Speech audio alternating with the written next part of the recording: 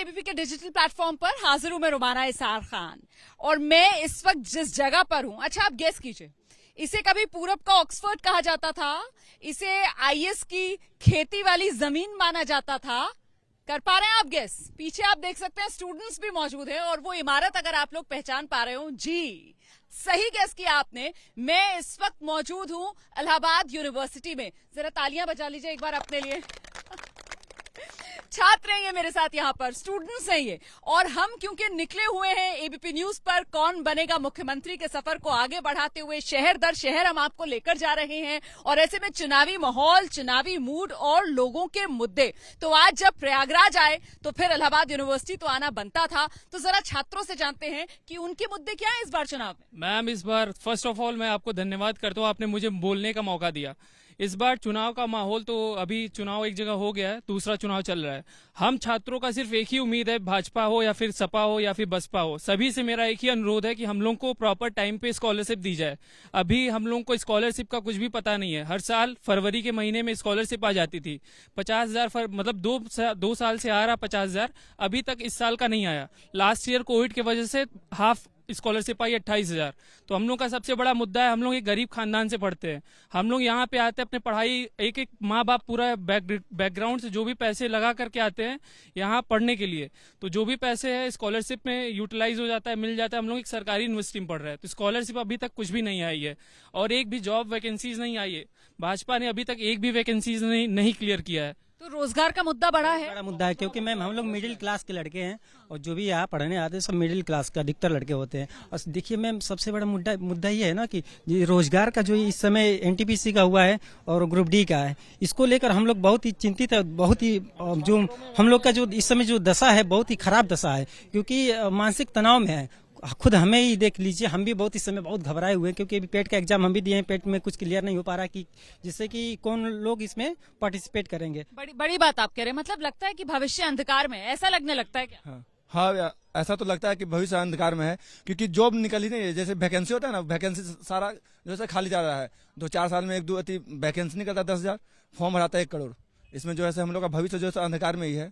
एक हम लोग का सिविल सर्विस ही एक ऐसा है जो हर साल निकलता है और किसी का भी गारंटी नहीं है, सिर्फ सिविल सर्विस करा रहा है और किसी की भी चीज का गारंटी नहीं हो, किसी भी जॉब का। बिल्कुल, ये दिक्कत बहुत है छात्रों को, क्योंकि वो लगातार मेहनत करते रहते हैं, पढ़ाई करते रहते हैं और जिस एग्जाम के लिए तैयारी करते हैं, फिर आखिर में आकर उसी एग्जाम का मामला फुस हो जाता है और उनको अपना भविष्य अंधकार में दिखता है। आपको क्या लगता है, आपका मुद्दा क्या है? मैम, मेरा मुद्दा है कि हमारी ही यूनिवर्सिटी में देख लीजिए, बहुत सारे प्रोफेसर की सीट वैकेंट है, लेकिन इनको भरा ही नहीं जा रहा है। इनका जो फंड आ रहा है पता नहीं कहाँ जा रहा है। अब ओपनली तो हम लोग बोल नहीं सकते कहाँ जा रहा है। अरे बोलिए ना ओपनली, एबीपी न्यूज पर आप हैं, बोलिए आप। अब यहाँ का जो एडमिनिस्ट्रेशन है वहीं तो जा रहा होगा फंड। तो हम लोग क्लास जाते हैं, प्रोफेसर कहीं रहते हैं, कहीं प्रोफेसर नहीं रहते हैं, पर यही खुद से पढ़ना होता है। मैम, तो इतनी अच्छी यूनिवर्सिटी, सेंट्रल यूनिवर्सिटी में आके क्या फायदा। अच्छा, आप लोग जिस तरीके के मुद्दे उठा रहे हैं, भाई शिक्षा का मुद्दा, रोजगार का मुद्दा, ये बुनियादी मुद्दे हैं, लेकिन इस वक्त उत्तर प्रदेश में जो चुनावी माहौल है, मैं आप ही लोगों से जानना चाहती हूँ कि आपको लगता है कि इस वक्त जो चुनाव है वो बुनियादी मुद्दों पर हो रहा है या फिर भावनात्मक मुद्दे हावी हैं? सबसे पहले आपका बहुत बहुत शुक्रिया कि आपने कवरेज के लिए इलाहाबाद यूनिवर्सिटी के ऐतिहासिक प्रांगण को चुना। हम लोग एबीपी न्यूज के रेगुलर दर्शक भी रहे हैं। मेरा नाम प्रत्युष रौनक है, मैं बेसिकली बिहार का रहने वाला हूं। ट्विटर पे एक इंसान ने कमेंट करा था कि Trump, I will not accept Trump as my president. Someone asked कि क्या आप जो बाइडेन के प्रेसिडेंट है? उसने कहा I am not from USA. I am not from Uttar Pradesh, I am from Bihar actually. But चूंकि 2019 से मेरा एडमिशन यहाँ पे हुआ, मैं ग्रेजुएशन के फाइनल ईयर में हूँ, लेकिन चूंकि मैं ट्विटर पे भी एक्टिव हूँ और चीजों को यहाँ पे देखते हैं बुनियादी स्तर। क्या रहे हो, मुद्दे पर आओ ना जी। भूमिका ही बांधे जा रहे हो। जी शुक्रिया। तो जिन मुद्दों पे चुनाव लड़ा जा रहा है, जैसे धार्मिक मुद्दे बहुत सारे यहाँ पे उठाए गए हैं उत्तर प्रदेश में, कि जैसे तो आप कह रहे हो कि धार्मिक मुद्दों पर यूपी में चुनाव हो रहा है, ये सही हो रहा है, गलत हो रहा है? मैम, ये बहुत गलत हो रहा है। हम नेता हमारे प्रतिनिधि होते हैं, हम अगर प्रतिनिधि को अपने चुन के, एक मैम बहुत बड़ी हिपोक्रेसी, बहुत बेकार चीज है हिंदुस्तान में, खासतौर पे मेंटालिटी है कि हम हिंदुस्तान में अपना प्रधानमंत्री चुनते हैं, अपना मुख्यमंत्री चुनते हैं, रादर देन अपना सांसद और विधायक। अगर गांव की महिलाएं भी इस तरीके से, महिलाएं देखिए, अब बहुत सारा तबका ऐसा है जो अपना विधायक नहीं चुनता, वो किसको वोट दे के आया, तो मैं मोदी को वोट दे के आया या मैं फलां को वोट दे के आया। ये बहुत बड़ी बात ये कह रहे हैं, बहुत बड़ी बात के कह रहे हैं, और इस बात को मैं भी बहुत महसूस कर रही हूँ। आप जो पॉइंट कह रहे हैं ना, मैं उत्तर प्रदेश में अलग अलग शहरों में घूम रही हूँ। अच्छा, मैं कहती हूँ भाई कौन जीतने वाला है, मैं माइक आगे लगाती हूँ तो मतलब नाम जो है वो सीधे प्रधानमंत्री पद के वाले दावेदारों के नाम सामने आ जाते हैं। मोदी, भाई उत्तर प्रदेश में तो योगी की सरकार है, तो आप मोदी का नाम क्यों ले रहे हैं? परेशानी है, अगर हमें परेशानी, अगर हमारा नदी नाला ठीक नहीं बना, अगर रोजगार नहीं, अगर कोई भी चीज समस्या है, तो हमारा जो प्रतिनिधि है वो हमारा विधायक है, हम उससे सवाल जवाब करेंगे ना, हम मोदी जी या योगी तक तो नहीं पहुंच पाएंगे। ये बड़ी बात है। तो क्या क्या चुनाव जो है वो जाति धर्म पर हो रहा है, आपको ऐसा लगता है? मैम लग तो रहा है जैसे कि हम लोग छात्र हैं, हम लोग के सामने सबसे बड़ा मुद्दा रोजगार का है, लेकिन क्या होता है कि पहले वैकेंसी नहीं आती, किसी तरह आ गई तो परीक्षा नहीं होता, आ गया तो इतनी धांधली के बाद रिजल्ट आता है कि इंसान वैसे टूट जाए। हम लोग का अभी 3rd ईयर है, बीए 3rd ईयर में। अब सबसे बड़ा संकट हमारे रोजगार का। अभी इस बार हम लोग बीए 3rd ईयर में पास हो जाएंगे। मेरा नाम रत्नेश मिश्रा है, मैं गोंडा से हूँ। तो सबसे बड़ा मुद्दा हम लोग के लिए यही है, रोजगार है, कि समय पर परीक्षाएं हो और उसका बिना धांधली से रिजल्ट आए, बिना भेदभाव किए हुए। ये हमारा मुद्दा है। चुनाव के अंदर मुद्दा आपको क्या लगता है, सबसे बड़ा मुद्दा क्या है? क्या बुनियादी मुद्दे जिन पर बात होनी चाहिए चुनाव में, सही दिशा में चुनाव आगे बढ़ रहा है या भटक चुका है यूपी चुनाव?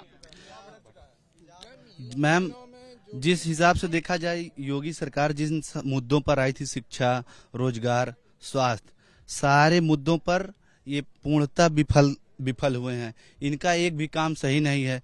ये आए छात्रों की सुरक्षा के नाम पे, महिलाओं की सुरक्षा के नाम पे एनसीआरबी का डाटा उठाकर देख लीजिए, सबसे ज्यादा उत्तर प्रदेश में क्राइम है लड़कियों के खिलाफ। कस्टोडियल डेथ में उत्तर प्रदेश में लेकिन वो कहते हैं दंगे तो नहीं हुए ना हमारी सरकार में, दंगे तो नहीं हुए हमारी सरकार में।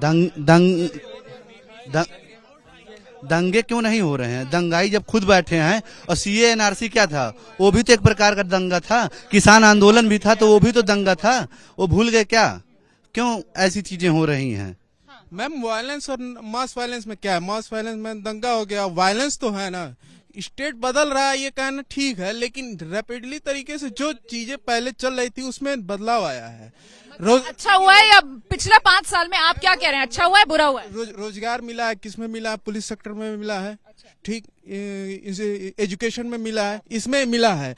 लेकिन इसके अलावा भी राज्य में ऐसी संस्थाएं हैं जो वर्क करती हैं, उसमें रोजगार नहीं मिला। अगर हम बीएड नहीं है तो इसका मतलब हमको रोजगार नहीं मिलेगा। हम पुलिस में नहीं जाना चाहते तो इसका मतलब हमको रोजगार नहीं मिलेगा।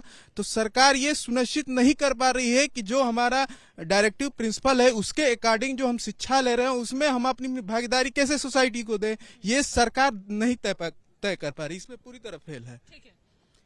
हेलो मैम, पहले तो मैं रोजगार के बारे में थोड़ा सा आपको हिस्ट्री बताना चाहूंगा। हिस्ट्री मत बताइए, वर्तमान में आइए, अभी बताइए। Ma'am 2 minute. देखिए, क्या कहते हैं कि उत्तर प्रदेश में लोग बोलते हैं कि योगी सरकार ने रोजगार नहीं दिया, बट मैं आपसे थोड़ा सा 1 मिनट। ऐसा है कि देखिए, बसपा की सरकार 2007 से 12 तक थी तो उन्होंने 91,000 वाली सरकारी नौकरी दिया था संविदा पे छोड़ के। माननीय अखिलेश यादव जी की जब सरकार थी तो उन्होंने 2,10,000 सरकारी नौकरी दी थी संविदा को छोड़ के। योगी जी की सरकार अब तक 4,60,000 सरकारी नौकरियां दी हैं संविदा पे छोड़ के। फिर तो योगी सरकार की वाहवाही होनी चाहिए। बात मैं मानता हूं मैम कि इस समय देश का सबसे बड़ा मुद्दा रोजगार है, बहुत बड़ा मुद्दा रोजगार है। मैं मानता हूं सरकार इसमें विफल भी है, लेकिन ये आरोप लगाना सरासर गलत है कि सरकार ने एक भी भर्ती नहीं की। सरकार भर्तियां कर रही है, अपने हिसाब से भर्तियां करी, परंतु सबको रोजगार नहीं मिल पा रहा है। और भैया जी ने मेरे बड़े भैया जी ने एक बात बोली, सुनिए प्लीज। मेरे बड़े भैया जी ने एक बात बोली कि उत्तर प्रदेश में जो सीएनआरसी हो रहा है या किसानों में दंगा है, तो उसमें दंगाई कौन है? किसान दंगाई है। भैया जी ने अभी बोला कि सीएनआरसी। सरकार क्या बोल रही थी मैडम? बीजेपी के नेता क्या बोल रहे थे? खालिस्तानी है, पाकिस्तानी है, आतंकवादी है। तो मैं बोल दिया तो मैम देखिए भैया जी, मिर्ची लगने लगी। जो भाजपा के एजेंट बोल रहे थे, भाजपा के दलाल, 2 करोड़ रोजगार कहाँ गया? 15 लाख रुपए कहाँ गए? पर एक सेकंड। अब वो अकेले हैं और आप लोग सब एक तरफ के हैं, तो दबाइए मत। मेरी बात सुनिए। वो जिस तरीके से बता रहे हैं, मोदी गवर्नमेंट को लॉजिकल बात कीजिए, पीछे हटिए, लॉजिकल बात कीजिए। वो ये कह रहे हैं कि मायावती का राज देखो, अखिलेश का राज देखो और योगी का राज देखो, और उसमें कंपेयर कर लो ग्राफिक्स। मैम हम बता रहे हैं ना, कंपेयर तो किए। एक दिन छापा 2.25 लाख, एक बार बयान दिए 1.25 लाख, एक बार कहे 4.5 लाख। तो हम सही आंकड़ा क्या माने? सही आंकड़ा क्या माने?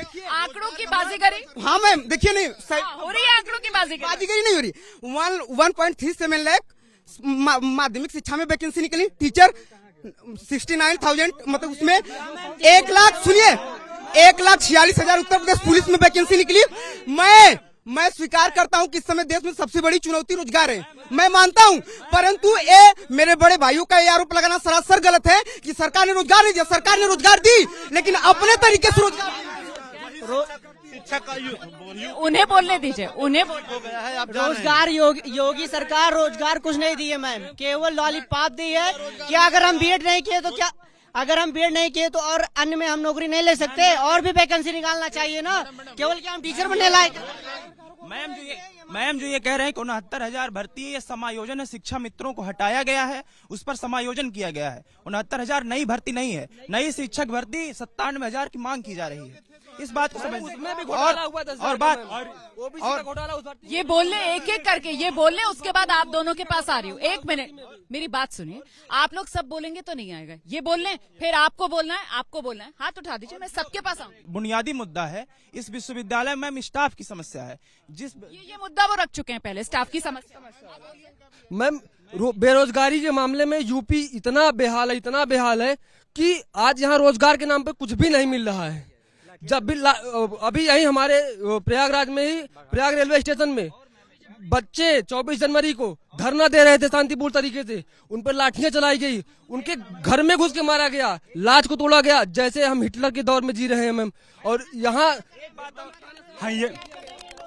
मैम ये कहना चाहता था, ये भाई हमारे कहा कि 69,000 शिक्षक दिया, उस 69,000 शिक्षक भर्ती में हमारे पिछड़े दलित शोषितों का हक लूटा गया मैम, एकदम सरेआम। और सुप्रीम कोर्ट का जब जवाब आया तो इन्होंने अपने ट्विटर से, योगी जी हम अरे सबको बोले कि 6,000 पद हम नियुक्त करते हैं।